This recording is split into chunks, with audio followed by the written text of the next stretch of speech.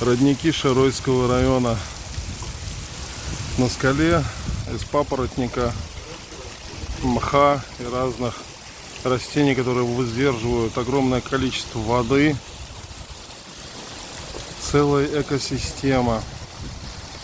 Вода стекает прямо из горы.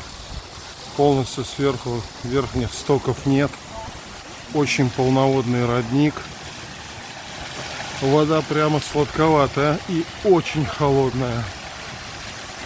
Вот группа туристов с Москвы. Путешествуем вместе.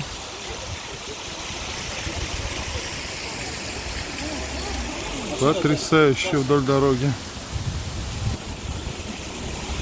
Родники Шаройского района.